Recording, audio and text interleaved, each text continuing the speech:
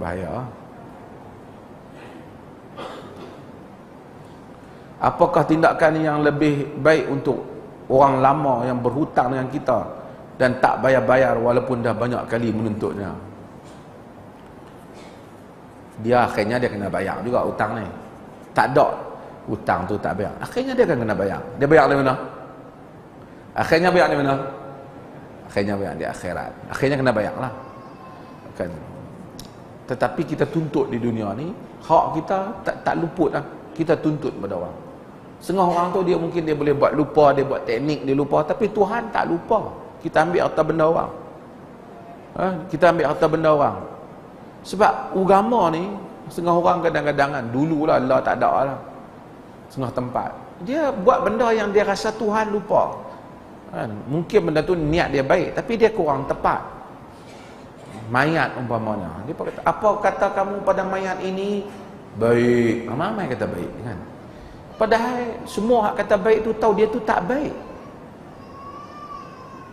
Adakah malaikat tengok, semua catatan tak baik tapi dia pun semua kata baik dia tak mungkin macam tu. Tuhan ni tak lupa dan Tuhan takkan silap. Sebab tu kita semayang, kita sentiasa sebut Maliki Yaumiddin. Apa maksud?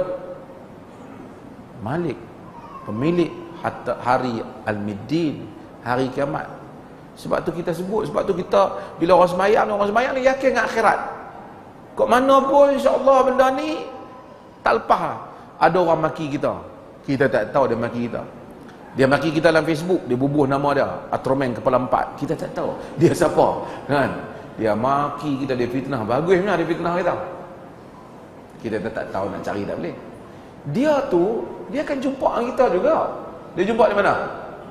Di mahsyar. Dia tak boleh pergi mahsyar. Yang tu bukan aku, itu Atroman Kepala 4. Di sini dia boleh lah. Itu pun di sini orang Saman malu tu kena juga. Apa nama hamba Allah itu ni? Di akhirat Tuhan tak akan silap. Tangan, kaki semua cakap. Kita ambil harta benda adik-beradik kita, harta benda orang. Kita bawa kereta laju tak kesian kat orang duduk tepi jalan. Elok kita nampak lecah elok.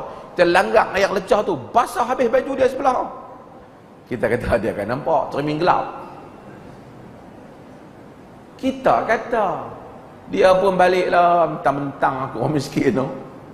Tapi akhirat jumpa balik kita dengan dia. Kes tu Sebab itu semua benda ni dibicarakan. Ramailah kita kena jumpa dalam dunia ni.